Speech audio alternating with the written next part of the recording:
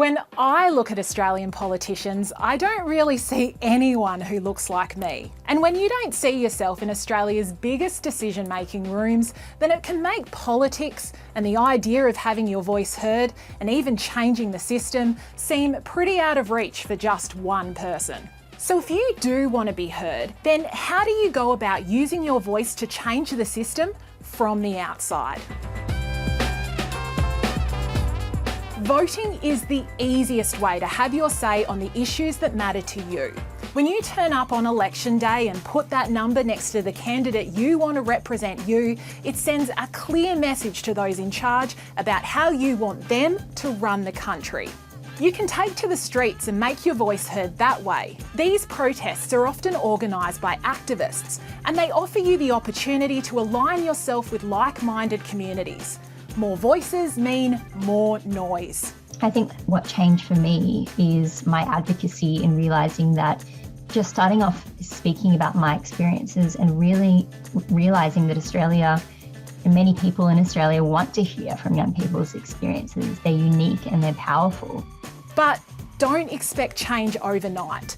Governments can just generally be slow in committing to and especially implementing policy change. Students and young people all around the world have rallied to demand climate action, and they've been part of some of the biggest street demonstrations in recent history. I always say that even though protesting might not immediately change the landscape of politics, it can change the mindsets of generations. On social media, we see a lot of petitions being passed around. And from the comfort of your living room, you can lend your voice, your signature, to an issue you care about.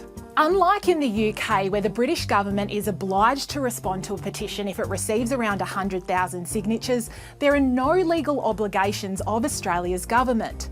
But petitions create pressure, and sometimes that pressure expands into action. Take the Don't Tax My Period petition by campaigner Sabita Vimalaraja, which created a bloody revolution. After years of campaigning, the federal government finally removed a controversial tax on female sanitary products. I think young people care a lot, and it seems to be very painful for a lot of young people watching what's happening and feeling like they have no say in anything that's happening because they aren't represented in politics. Currently in federal parliament, there is only one person under 30, the Greens' Jordan Steele-John.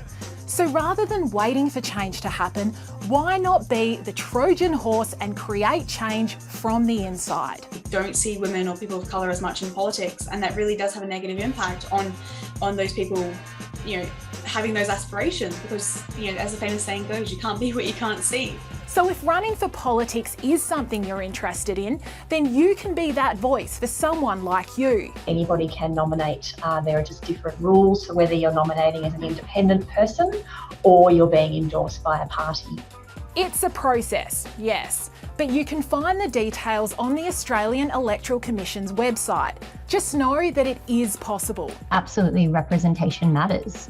So if we see a parliament that has more grey hair than young people, if any young people, it's of course going to be an intimidating space. And if federal politics isn't for you, you can also stand for elections closer to home. Your student body, your local council, or your local union, and get some influence that way. Having people in politics with different views and different life experiences are important for a robust democracy. So how about you? How will you make your voice heard?